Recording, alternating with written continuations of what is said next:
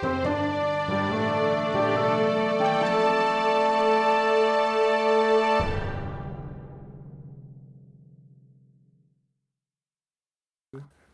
questions. Moving to the next studio.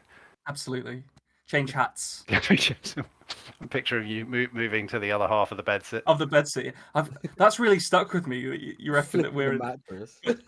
Well, it never occurred to me that you two wouldn't be in the same place. Oh, right. Like, yeah. Because you're always there on the podcast, and the guest dials in. So, like, well, obviously they're in the same place / room / living space. So yeah, clearly you two share a bedsit. I think it's fascinating. I think we just spend too much time talking to each other online, so it sounds like we're in the same place potentially. Yeah. I've never seen Ben's human physical face. But having said that, though, I think we've only recorded 2 or 3 podcasts in person. Yeah, and it's weird. I mean, it's very different to how we've done the rest of them.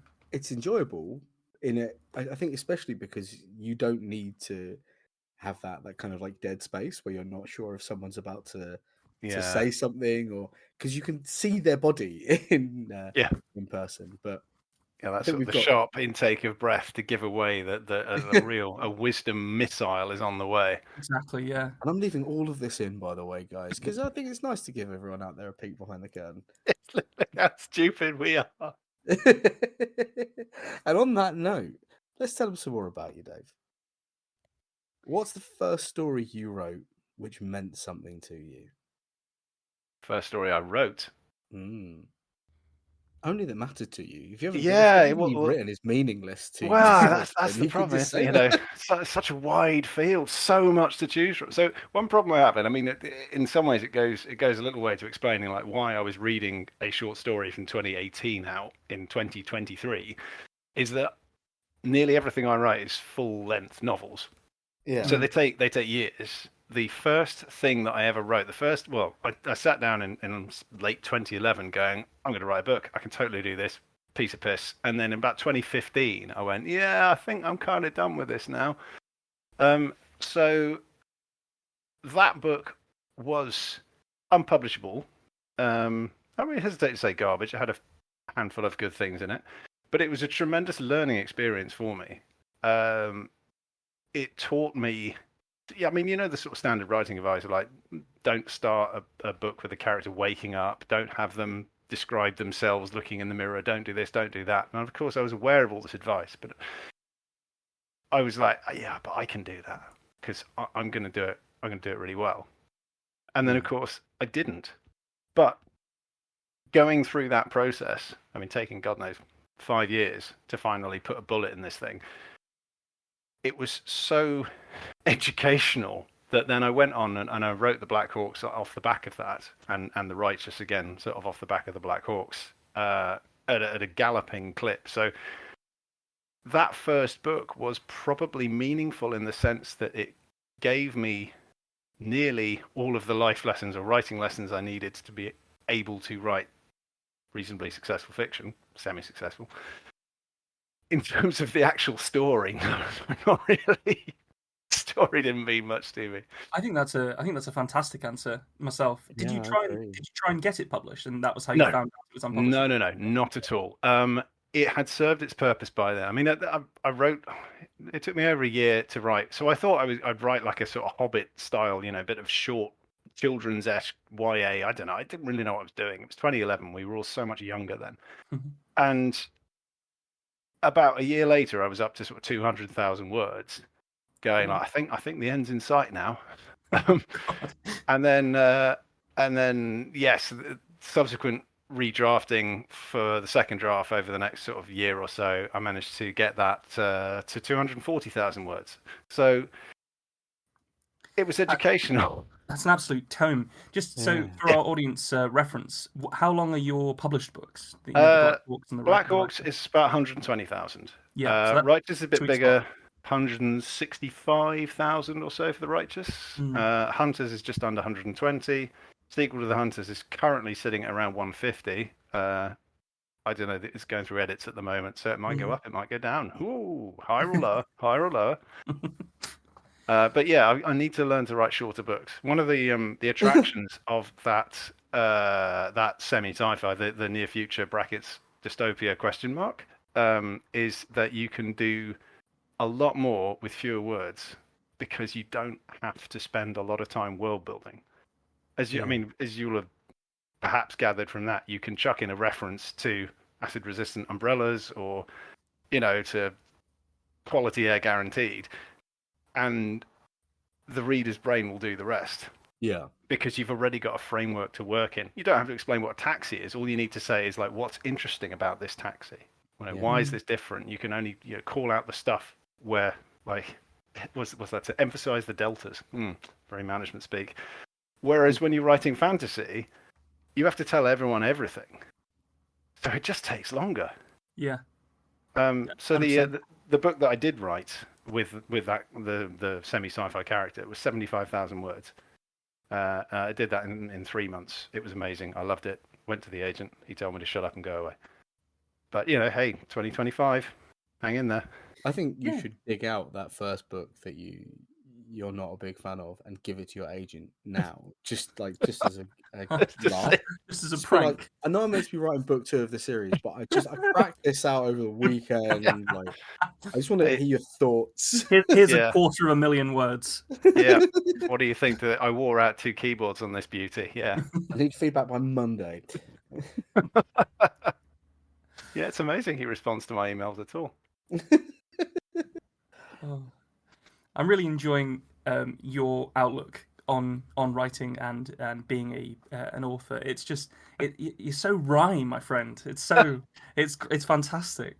Well, thank you. I mean, I think a sense of humor is important because otherwise you are just going to spend a lot of your time miserable. And a bit wiser and more erudite people than me have expressed how, like, publishing is just a series of ever-changing goalposts. Like, the horizon is constantly bumping up, and every time you think you have achieved the thing that would make you, quote, happy, by the time you get to it, you can already see the next goal and possibly the one beyond that. So you can start off going, I just want to write a book. And by the time you've written a book, it'll be, I just want to write a good book. And then it'll be, now I need to edit a book. And then, now wouldn't it be nice to actually get an agent off the back of this book? And then, now I've got an agent, wouldn't it be nice to get published? And then wouldn't it be nice if someone actually bought the fucking thing?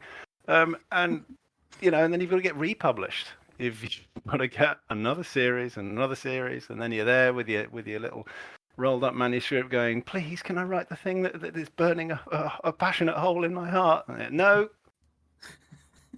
you're a fantasy writer now. Shut up, fantasy writer. Write your fantasy. You make it. No, I'm overplaying that. I have to say. That's what we call a little bit of hyperbole for comic effect. I'm not bitter. 2025. You have to say it with conviction, darling. Say it with conviction, darling.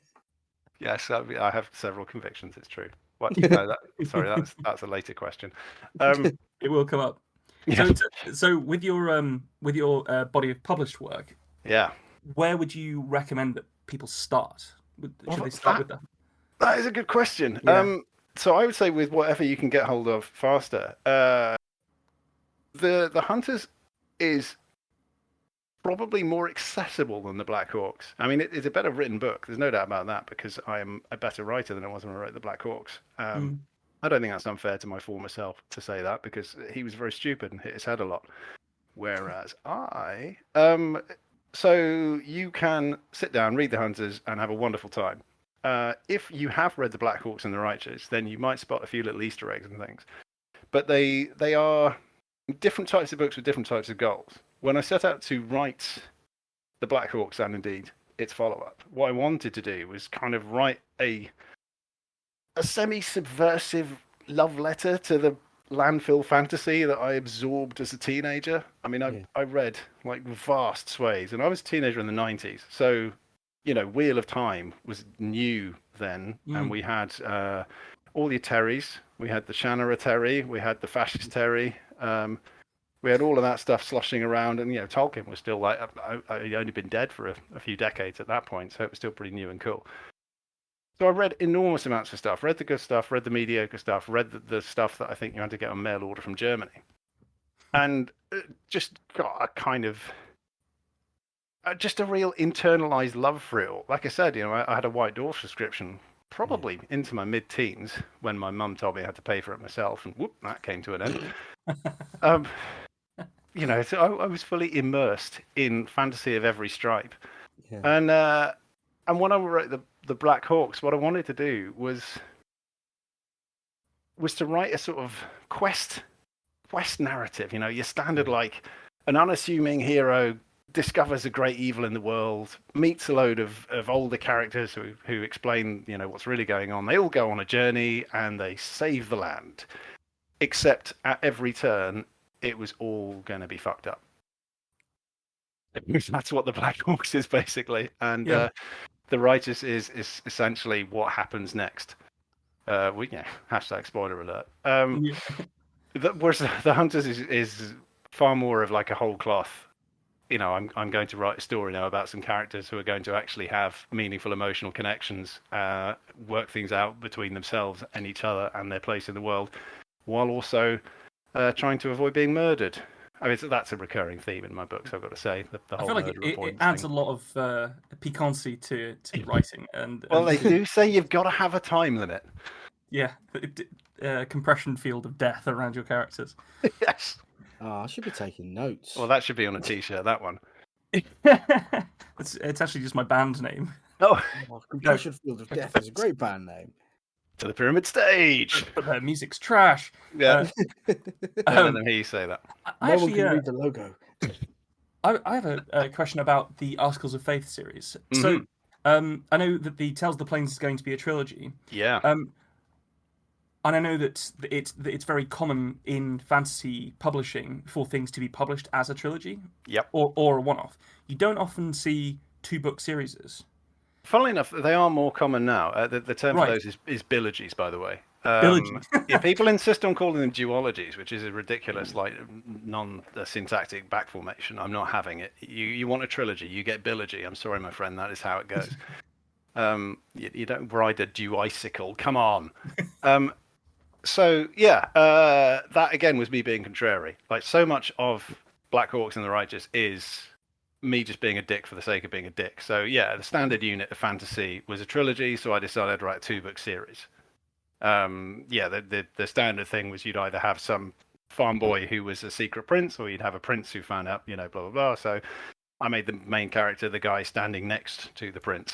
Obviously, it's fantasy, so you expect monsters and magic. So I created a fantasy world that has no monsters and no magic, which is incredibly limiting. You want to start telling fantasy stories.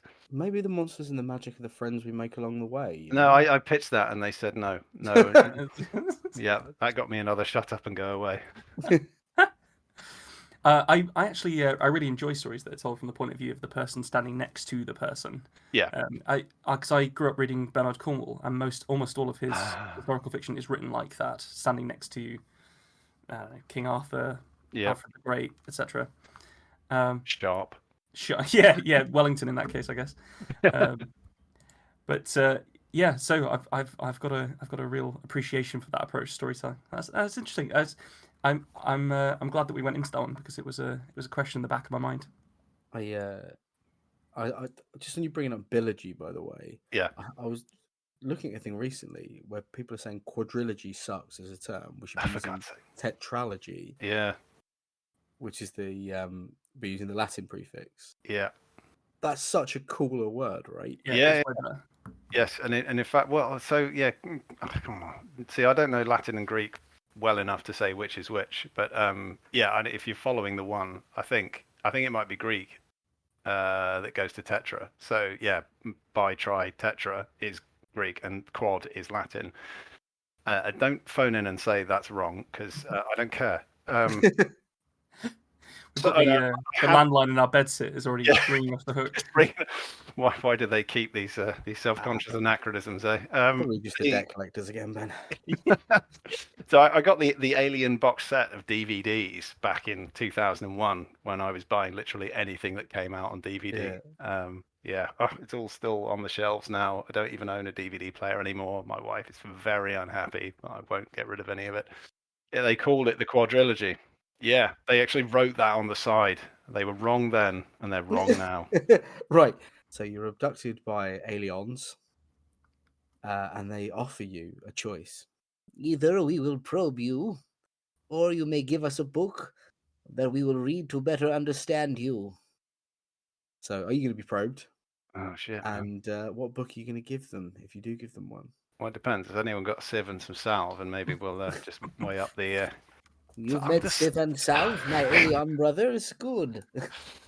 To understand me, I mean, it's going to be Pratchett most likely. Good. Although, if you were going to wheel out the ancient, what's the best book, or not your most favorite book? I can't actually remember the wording of the question. What good book, you good? That is probably Good Omens, which I read at an extremely impressionable age. It's the year it came out. So it came out in 1991, I think, and I would have been 12. So obviously, hadn't ever seen The Omen, didn't get half the jokes, didn't get half the references, knew who Queen were, though, and that stuck. But it did mean that when I finally did see The Omen, years later when I was babysitting, I just spent the whole time going, oh, that's where that's from.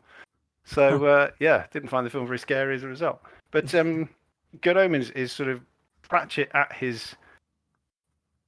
not necessarily at his peak in terms of the sort of social awareness stuff, but he'd hit his comedic stride. And then, of course, you've got, Gaiman having already done the bulk of the Sandman by then.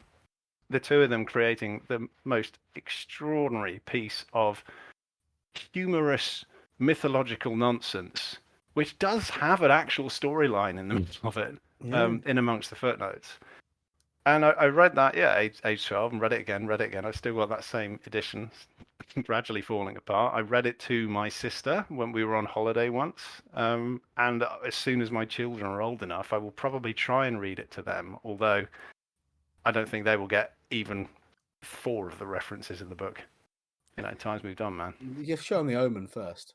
Yeah, it's important they have the right cultural frame of reference for these things. Otherwise, I'd be a bad parent. Yeah, just sitting there shell shocked as you go, now I can read you this book I like. Stop crying, come on.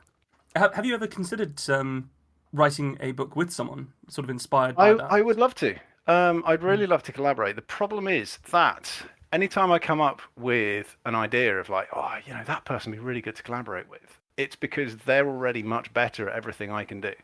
So I would bring nothing. What I actually need to do is find someone who is good at all the stuff that I suck at, and then maybe not so well rounded out in the things I'm good at. Don't ask me what those are. But I haven't really nailed that down. Probably because I tend not to read stuff that isn't up my alley, so to speak. Okay, yeah. So it feels like maybe it's an impossible proposition to satisfy because I don't willingly expose myself to things that I might think, I could improve that. Well, I mean, if anyone's listening and they feel like exposing themselves and satisfying you up your alley, write in. Let us know. It's been very ring piece centric, this recording session. It was only a matter of time. That's ring piece gravity for you. I blame the 90s, man. They left a scar. Right. A psychological scar. Come on. Yes, no severed 90s ring piece eye. What's the plural of pieces? Ring pieces. Ring piece eye? PCs? I think you got yourself confused by the Latinate forms. Yeah, I've lost a from the Latin or the Greek of anuses. Root. Yeah. Ani. Ani. Right. And Anush, I think, yeah. Yeah. Right. Much in line with what I'm going to have to do to a lot of our conversations today. What's your editing process? Well, so it's an interesting one. Where does sort of drafting end and editing begin? I'm an inveterate planner, so in that sort of architect end of things, if you like. I will try and write a draft from start to finish, and inevitably, when I remember things that I should have gone and put in earlier in the book, instead of going and doing it then, I'll just keep a sort of notes document as a reminder. It's a bit like that Bill and Ted film, like remember to go back in time and make it so the bucket falls on the guy's head exactly now. Once I have done that, I'm usually like that is complete, and they'll then have a read through and look to kind of polish up the prose or anything else. But that entire process, that takes a year.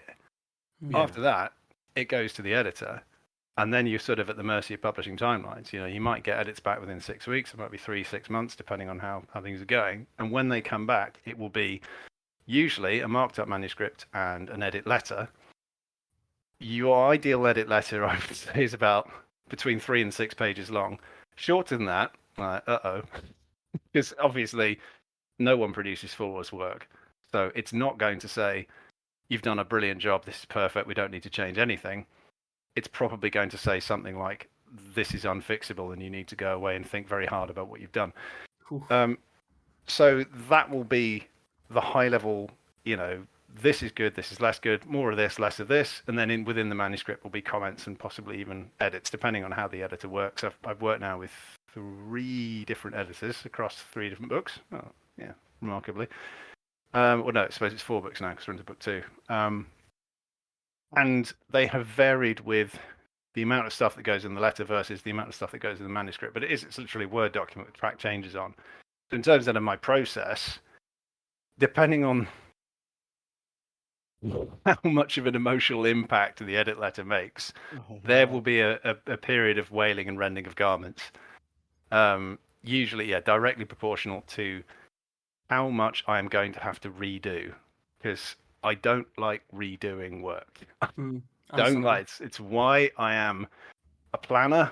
I want to get it right in the outline, and then by the time I get to the end, I want the thing to be basically done by then. So there's a lot of sort of tinkering and polishing as I go, and then the immediate sort of sweep through to tidy up all of that stuff.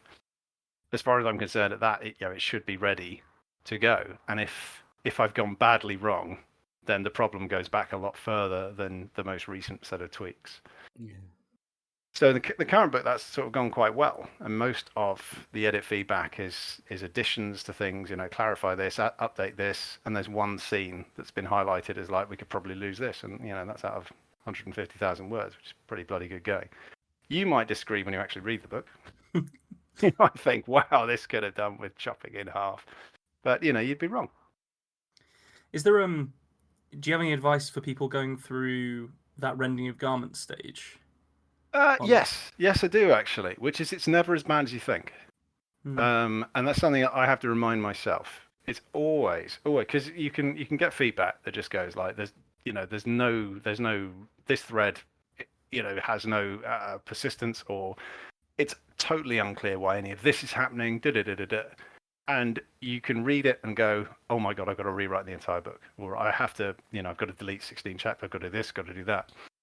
But I have found now, and again, if anyone's actually read the books, you may take issue, but I have been able to make a series of small changes all through the book, which can turn a kind of, this thread is stunted and underdeveloped and has no resonance, into that thing was beautifully set up and landed with an absolute thunk in that final act.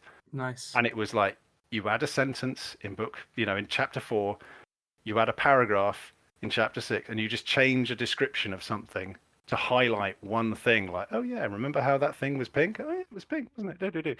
And then suddenly this thing at the end, which previously was disconnected, is strung all the way through, and it can make you look like a genius. Again, I'm speaking in the abstract here, obviously not me, but that sort of the weaving through small tweaks to address big problems can work, and clinging on to that and going, this isn't as bad as I think. I don't have to go and I don't have to add 4 more chapters all the way through. I can just find those little gaps, these little moments of conversation where just before this thing happens, you could add an extra line of like, oh, and don't forget it's your mother's birthday, and then hey presto, you've foreshadowed. Yeah, I like that. I like that a lot. Do your editors, do you have to sort of point to it and go, oh no, I did do that, I did it here, or do you sort of hope well, that they get it? if you get feedback that says this wasn't adequately set up, or why is this happening, or you haven't even mentioned this before, and you're like, yeah, I have. Yeah, look, you scroll up 62 pages, there it is, duh. You might be right, but you're not right. Yeah. You still need to address the fact that your editor, who's doing a fairly close reading of the book, has missed it. which means there's a good chance your readers might as well. Not all your readers. I mean, the good ones, the ones that pay attention, they're going to get it. They're going to go, why have you mentioned this thing 6 times? I get it. But normal readers who will skim read over the shit bits are only going to pick up 2 of those. Skim read over the shit bits. There's such a it's accurate, isn't it? Listening to you talk, Dave, honestly, it's Exhausting. No, it's like a roller coaster between. No, I can do this. I should finish that manuscript, and it's going to be great. And then, no, God, it sounds awful. And then, oh no, I'm definitely going to write a book. And oh no, I don't feel like I've got it in me actually. Yeah, now you're getting it. Which does actually lead quite nicely on to me asking you, other authors who inspires you. Yeah, you bastard. Yeah, so the glib answer is pretty much anyone. Anyone who's managed to successfully write a book and get it published in whichever form they have chosen has already like outperformed expectations. And that that includes the indie authors who create staggering works of artistic genius and then do all their own marketing and even their own audio books and everything else. So that's incredible. I don't have the energy for that. I've barely got the energy to stand up.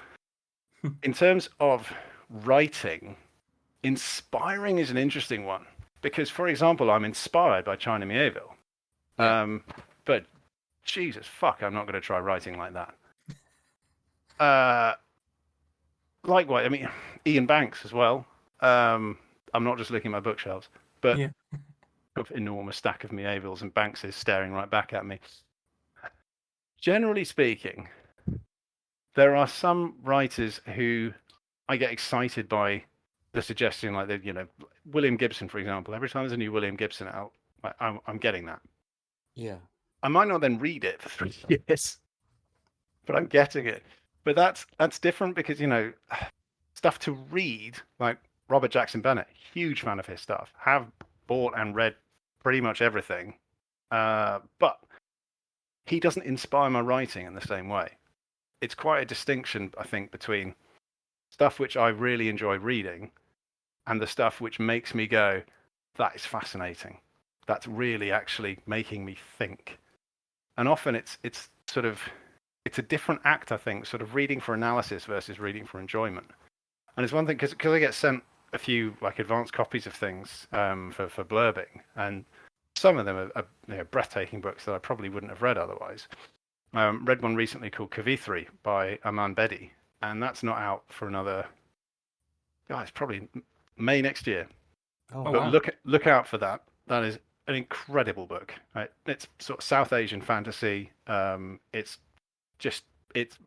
reading that was A, incredibly enjoyable, but B, also it kicked off a whole load of thought process in my head of like, ooh, I like what you've done there. That's very clever. That's good. I could never do it. And I really like the whole approach to world building, or this or that or the other. But it's a different feeling, I think, from reading Mieville and just looking at sentence construction and just going like, bloody hell, how'd you get away with that?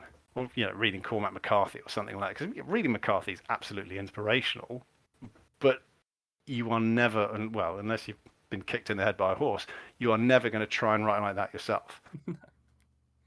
So sometimes it's sort of the subject matter or themes or anything, but I think it's hard to pin down writers who inspire versus writers who impress, if you like. I mean, all the sort of the Bernard Cornwell stuff. Robin Hobb and these incredible, the voice of the character. I mean, one of my favorite books of all time is The Goblin Emperor, and that so impresses me because it's about a character who essentially wins through being kind, which for fantasy is unheard of. But again, I'm not going to write anything like that anytime soon. There's just too much murder in my soul. I did have a little triumphant moment there. I love it when people bring up Robin Hobb. I think she's incredibly underrepresented in the current field of like the pantheon of fantasy writers. But oh, absolutely. And then I mean, you go back through all of the classics, all the stuff that I read. The Le Guins and McCaffrey and all of the stuff. Hoovering up as a teenager. Some just incredible stuff. And that probably is what did inspire me. In terms of the stuff I read today, I'm more likely now to come across someone doing a bad impression of Robin Hobb. Read a Robin Hobb book now, which is a real shame.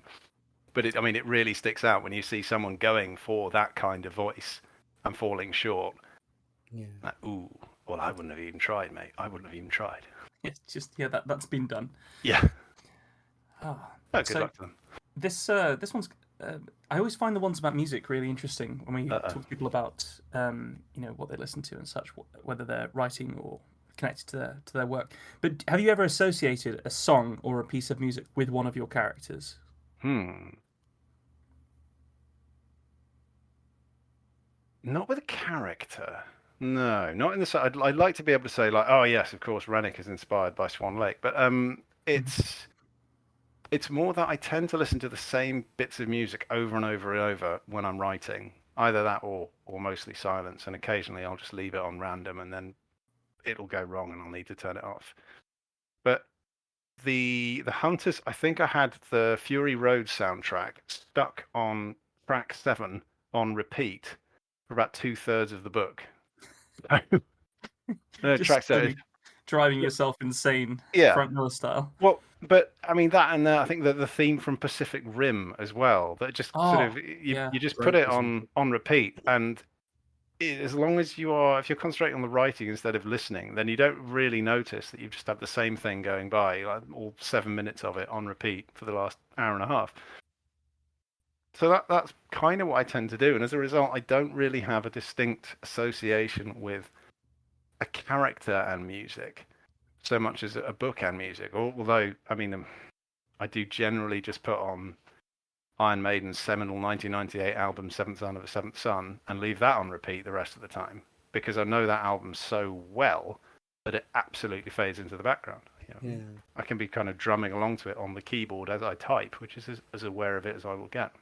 Oh, that sounds incredibly cozy. It's probably a little bit sad. Is it quite a comfortable process for you actually slamming the words out? No, it really varies. So just before the edits for book 2 came in, I had just started book 3. So about halfway through, what was last month? Halfway through May, I just got started. So I've been planning the book since probably early in the year. I spent 3 months doing the outline, filling gaps in, really kind of thinking about it, going backwards and forwards, imagining the characters, planning a lot of the conversations at pivotal moments in the book, working out who was going to be where, agonizing over various sort of both physical and plot mechanics. And finally, I was ready to start writing, and I've been geared up for this thing. I had stacks of notes. Now, normally, if I know what I'm doing, I can write 1,000 words in an hour. And if I can get 2 hours of actual writing done, I can hit 2,000 words. I generally aim for like 1,500 words a night. If I can hit 1,500 words a night, I'm doing well. I'm better than on target. And for those first few nights, I managed like 300 words, 900 words, 700 words, 900 words, barely 1,000. Like for the first couple of weeks, I was absolutely struggling. And it made no sense to me. I couldn't work out why it was happening because I had so many notes. I knew exactly what I needed to do. What I really eventually realized is actually the problem is the notes. I've got so much stuff to keep referring back to make sure I'm not missing anything, that I'm not actually able to sort of pick up any momentum, because I have to keep making sure that I'm staying on track to ensure I hit all the beats, to ensure I'm introducing things at the right time. And it was really slowing me down. So I was thinking about whether I needed to kind of revisit that. Because ultimately, I've still got a year to turn the book in. Like it's due 1st of July next year. Now, obviously, in that time, I've still got to edit book 2. We've got to release book 1. I mean, this is a busy time, which is, again, my way of praying to be excused for turning in a 5-year-old short story. It was really good, man. It was great. But in terms of, like, if I keep crawling along at 500 words a night, I could probably still get the fucker done. However, I would prefer it. I would feel better about myself if I'm hitting the original word targets. And that may mean actually taking a step away from my notes and then going like, I'm going to come back and fill some of the gaps in later. Yeah. The idea of like overwritten notes. Sorry, Nico. Go ahead. The idea of overwritten notes. I was actually going to reference something that you said to me the other day, which was we were actually talking about. We do a lot of like role playing games and tabletop role playing and that kind of thing. And if if you're in the middle of a campaign, it get quite exciting to just talk about characters and where they're at. And I'd gotten a little bit too enthusiastic about talking about what characters could be getting up to and such with Nico, and he said, "Oh, we should just find out and play." It's very succinct. Like it's just there is definitely a sweet spot for just like I'm excited about this, but let's find out during the actual creative process rather than. So I can definitely understand what you're talking about with the potentially slightly overwritten notes. Yeah, I certainly, because it's the beginning of the book as well. Yeah, the first scene of the first chapter, and so much is riding on picking this off correctly. And it's a new location, it's new characters, it's a new plot line. Everything about this is new. Consider it's book 3, but basically we start with the baddies in the opening scene, so they're new baddies. You haven't seen them before, or either been hinted at the previous 2 books. So I have thought about it for a very long time, but thought about it in very disparate ways. And the act of actually combining all of that stuff is a lot harder than my standard process. I mean, certainly pre-COVID, I was going into work at the day job, and then on the walk home in the evening, that sort of 15 minutes of, right, I've actually got to get my brain on this now. What am I writing tonight? What's happening? Where did we get to? Okay, cool. So these people are here. Oh, yeah, they need to talk about that thing. And then one of them has to call the other one a shit muncher or something. Like, cool, we could do that. And rehearsing that in my head in, 7 minutes. Yeah. And then getting home, eventually like tranquilizing the children, wrestling them into bed, ensuring the restraints are set, eating the stuff off the floor like it was left, and then finally sitting down and actually going, oh yeah, I thought about this. Away we go. Bang, bang, bang, bang, bang. So that's when I can, that's maybe you get 2,000 words out of that. Yeah. Well, we've said many times before, setting yourself that word count. Excuse me, setting yourself that word count.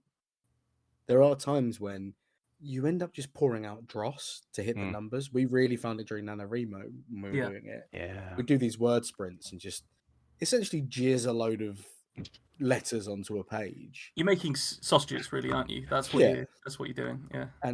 But then you have to go back and be like, oh, maybe we should take some of the sawdust out of these cheeky sausage boys. It's quite an image. Yeah, especially use of the verb jizzing beforehand, which opens a number of question marks into your butchery practice. But bums and willies. This is why we're still in the bedsit. Nobody's buying the sausages. Oh, I'm like the Mrs. Lovett of Walthamstow. Right. But it's an absolutely, like, there's a difference, I think, between an immediate, like, train of thought, and then I've thought about this, I've considered this, I've given it thought up front, and now I can write it, and now I'm in the moment, I can see the things that I couldn't think about before and fill them in as I go, versus kind of like running out of the stuff you've thought about and having to freestyle. And I can't do that. Like I just grind to a halt at that point, not because like, oh no, I don't know what to do, but more because like I'm not wasting my time on this. If I don't know what's going to happen next. I mean, these are why the word counts are low for, well, in that case, just because I couldn't get through my notes fast enough. But in other kinds, if I've overshot myself, then I'm going to go away and think about it some more. Because, like I said earlier, I hate redoing things. I hate writing stuff to only have to throw it away. So I try to avoid doing it. That speaks to me quite strongly. I hate duplication of effort. And in an unreasonable way, I will say, like it does pervade, because obviously duplication of effort happens in everything that people do, or there's the possibility for it to happen in everything. And how do you avoid that in your day-to-day life? I know we're getting a bit wider here, but like it sounds like we've got a similar mentality around that. And so pathological laziness, I think, is extremely important for this. In the the old anecdote about Napoleon and his generals, dividing them into those that were lazy and those that were enthusiastic, and those that were clever and those that were stupid. You familiar with this one? No, go ahead. Like Gartner quadrants for imperial dictators. So you've got your two axes of level of motivation versus relative intelligence. And he said, well, if people are lazy and stupid, get rid of them.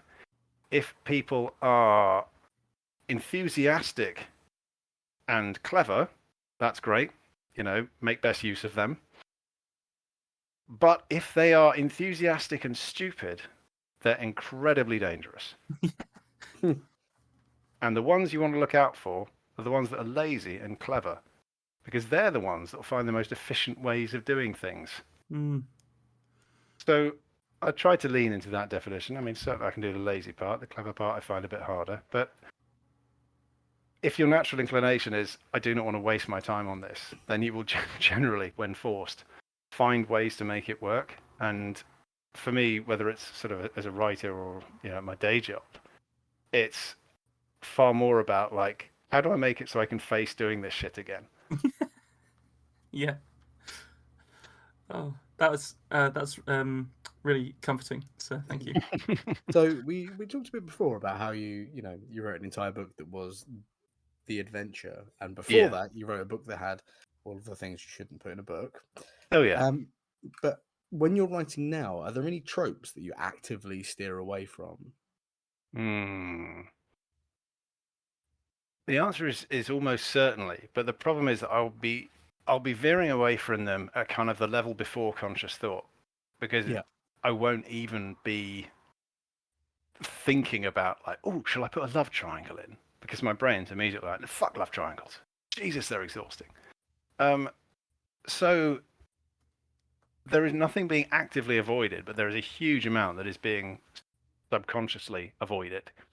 And one thing I am rubbed up the wrong way by is, well, it's probably cousin. Actually, one of my favorite tropes and TV tropes is straw man has a point. Are you familiar with that one? No, go ahead. Straw man has a point is, as defined on TV tropes, is where a writer or creator of some kind has set up an antagonist with a viewpoint that is then poorly elucidated because, of course, the author supports the opposing viewpoint. And the problem is that when said antagonist outlines their position, it kind of makes sense. And actually, like, the villain's maybe onto something here when read as a as an open book. So the thing that I find objectionable is what you might ungenerously call stupid people writing clever characters. Savage. I mean, again, that's not my definition. That's someone else said that, and I'm just repeating it as if it's my own. So, a modern example might be, say, the latest round of Jurassic Park sequels, where they introduce you to people who are supposed to be incredibly clever, who then continue to do stupid things. But I like to go back to, again, my safe place, the 90s. That film Deep Blue Sea about the hyper-intelligent sharks. Do you remember that? I love that movie. But do you remember how the sharks are like, oh, we've injected them with this drug that makes their brains 16 times bigger, and now they're incredibly clever, and also they know the codes to all the doors and understand how the hydraulic system works now because they've seen like the blueprints. How? The worst part is that they suddenly become able to swim backwards, which is not an intelligence deficit. It's in their physiology. Yeah. There's any number of things which are sort of hand waved away of like, no, the sharks are intelligent now. Like, that's not how intelligence works. This is the sort of the fundamental thing that winds me up. Where like, oh yes, well of course, terrible. Oh god, what's that? That awful noirish Wild Things. This is again an absolute 90s peak. What's her name? Neve Campbell and Matt Dillon and Kevin Bacon and the one who married Charlie Sheen before he went mad. Denise Richards. You never seen this? No, absolutely. The DVD is near worn out. But that was supposed to be a classic thriller that ends in sort of a quadruple cross, which reveals that actually this one character had been planning it all along. A little bit, again, it's a bit like Usual Suspects, but for stupid people, because everything at every point relied on such an enormous chain of coincidence, which is hand-waved away with, but you see, that person's really clever, so they knew you'd do that. How could they possibly have known? How could they possibly have known at every turn that would happen, then that would happen, then that would happen, then that? It was, they knew it was going to rain that night, so that they'd skid and come to rest at exactly this point. None of it makes any sense under cursory examination. I feel like with that definition, you might. Am I right in thinking that you strongly dislike the Guy Ritchie Sherlock Holmes movies, because they're almost all like that, aren't they? Like where it's just a whole bunch of happenstance happens. Funnily enough, I didn't object to that so much Okay. as actually Rings of Power, which wound me up considerably more. I bounced off the. we first have episode. managed to avoid bringing this up on the podcast Yeah. so far. I'm happy for it to be today. Let's go. It's I mean, fucking trash, man. well, there was the thing is there was a lot to love in there, but a lot of it was essentially cloaked in the nostalgia that I have for the original Peter Jackson films. But the grand reveal relied on so many baffling coincidences as to be worthless as a scheme. No one would have set out to make that their plan. Yeah. And you cannot stand by and go, oh yes, but of course they're really clever. Like, oh, clever people don't needlessly overcomplicate their machinations. Just find the easiest way of doing the thing and get it done reliably. Get it done efficiently, yeah. Goes back to the whole, being lazy and clever thing. Don't come up with some ornate 75-step plan. Just put the thing in the eye and then move on. Could you point your finger at like a villain that does encapsulate that? What's a good villain for you? Someone who is a villain who's lazy and intelligent, so they try and achieve their nefarious schemes efficiently. You have to be careful, because if the villain is too capable, then the villain simply wins. Which Like is Ozymandias. yeah. Although, as far as I understand it, his plan was actually unraveling right at the end, thanks to Rorschach's diary. Spoiler alert again. Yeah, you're right, actually.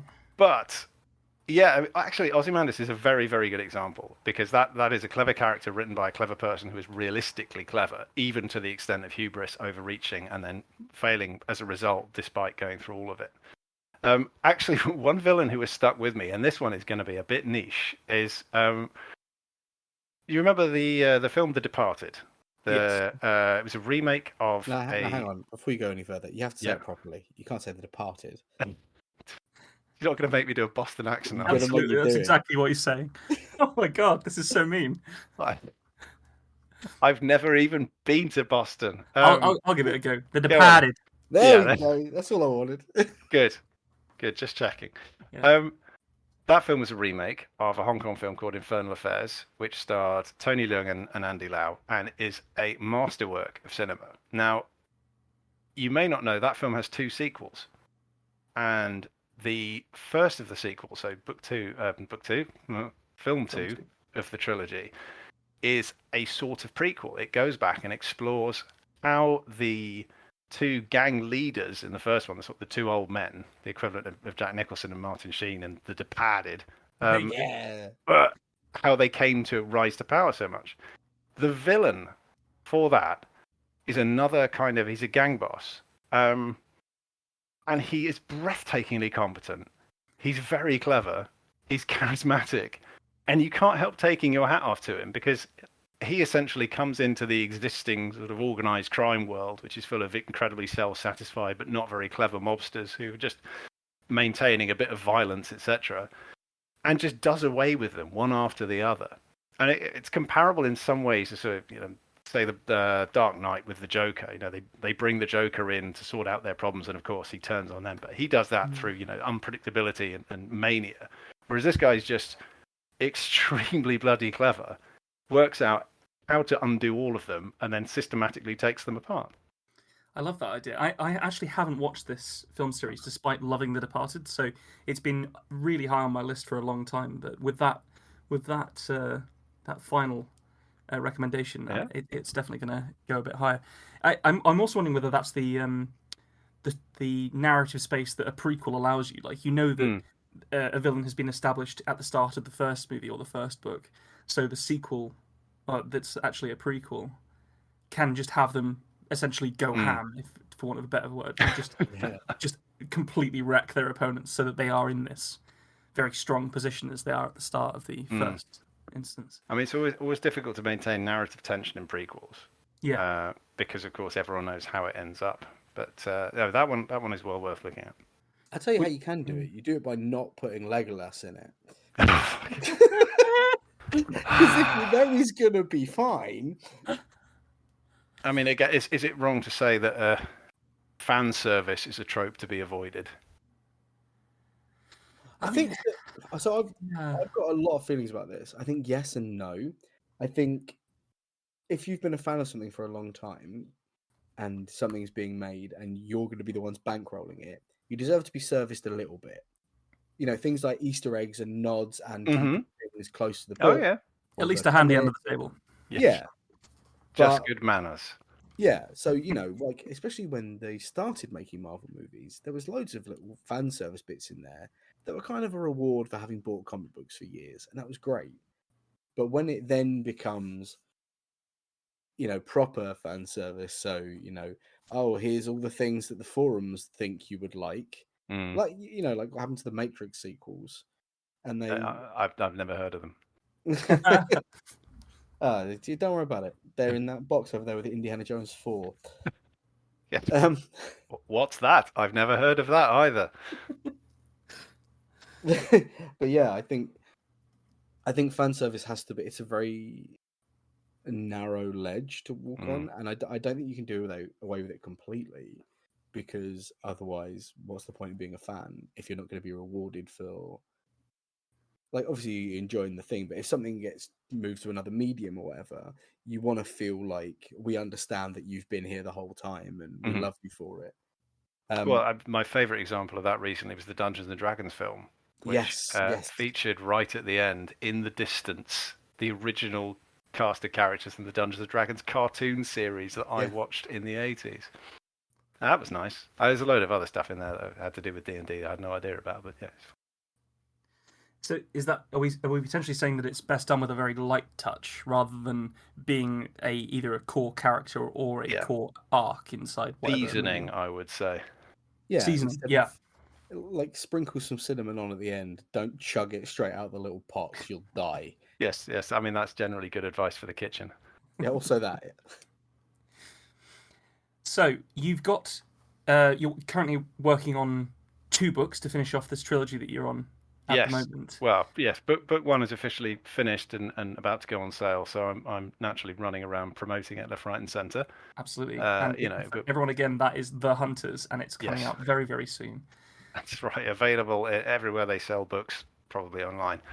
Book 2 now, doing the edits for that, and book 3 is about 2 chapters in, which, I mean, maybe I'll just call it there. That's probably good enough. Do you? I know we were joking earlier about resubmitting older stuff for and trying to break out of the fantasy mold. But do you have like a serious intent for what comes next?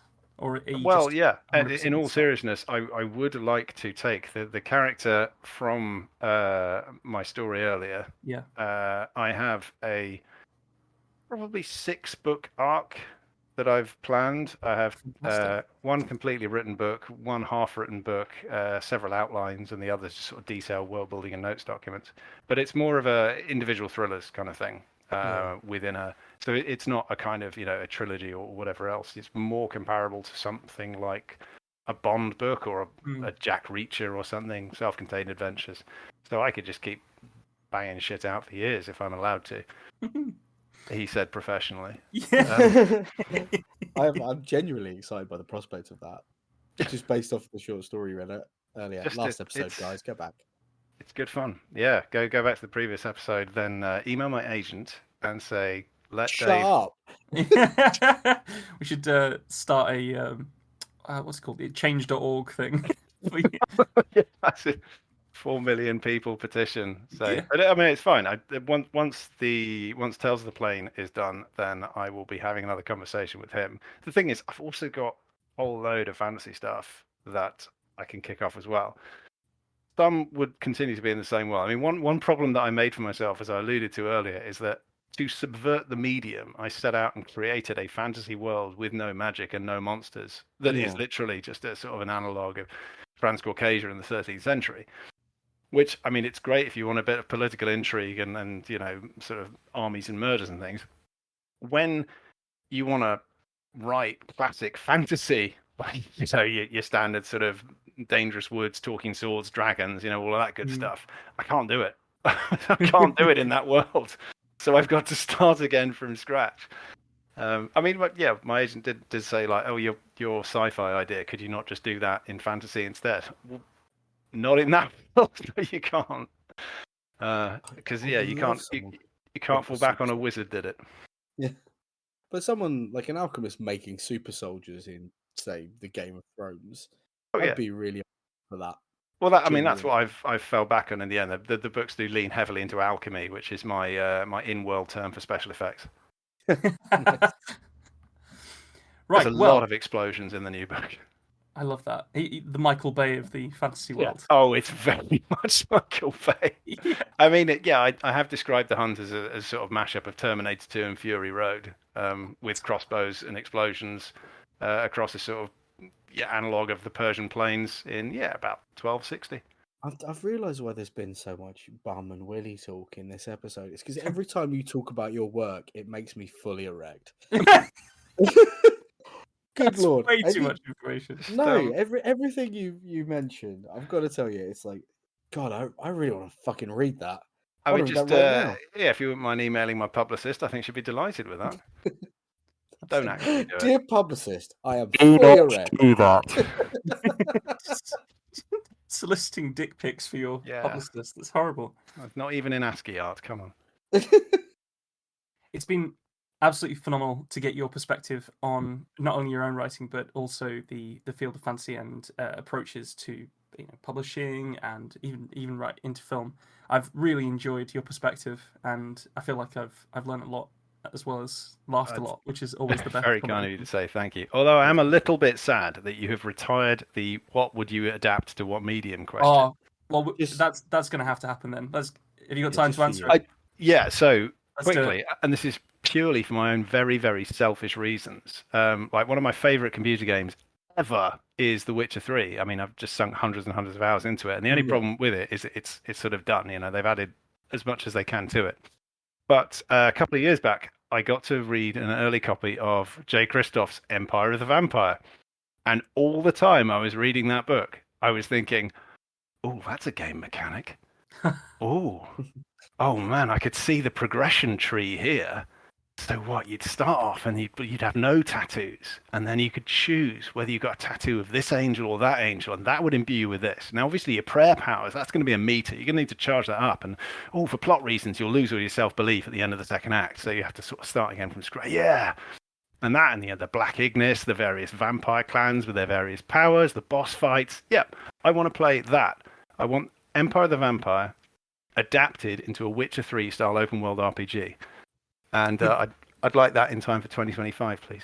2025. And would you go with CD Projekt Red for the developers? No, I don't care. I advise against it. Yeah. Yeah, just wondering. Possibly all the people who've since left the studio and started new studios, maybe get them to do it. Yeah. No hard feelings, T-posing people in the Cyberpunk game, don't you? Yeah. So, where should people go to keep up to date with your news and figure out where to buy your books, etc., etc.? Go to davewragg.com, silent W, and you'll find everything there. I do have a mailing list, and I send out probably 2 emails a year. I don't like to overwhelm people. You will get everything there. I am still clinging to Twitter like a sort of stain that just will not flush, in the hope that maybe Musk dies of a ketamine overdose and it just goes back to how it was. But on the off chance he doesn't, I will still respond to notifications there. You can find me on Mastodon. Go to bio.link/Dave Wragg, bio.link. Get one of those. Bio links are cool. Everyone should have them now. And then again, once again, I won't be the only one, and people won't look at me like I'm peculiar, which, I mean, they're going to do that anyway. I get it, but at least it'd be less peculiar. Seek me out. I'm not hard to find. I am massive. Seek him. He's massive. Love it. Yep. Fantastic. Well, we'll definitely speak to you again, Dave. But thank you for your time. It's been an honor. Thank you so much, guys. It's been brilliant hanging out with you, mate. And remember, kids, ketamine. Just say nay. Just say no. Thanks for joining us for this episode of The Tiny Bookcase. Remember to subscribe, otherwise you're going to miss out on the future fun. Also, tell a friend. If you like this episode, link them to it. We'd be tremendously grateful. You can follow us on Twitter at BookcaseTiny, Facebook at The Tiny Bookcase, and Instagram at BookcaseTiny for updates. Speaking of supporting the podcast, Well, magic can only take one so far. The tiny bookcase is supported by the generosity of its patrons. Those kind souls have really kept my belly full the last year. Let's cast a spell for them, shall we? For magnificent beardery, let's cast the Chinicus folliculale spell on Gary Laird. For rich ginger tones on the scalp, let us cast the Orangi Hedondo spell for Scott Byrne. And for general fabulousness, why not the Ooh La La How's Your Mother spell on Matthew McLaren?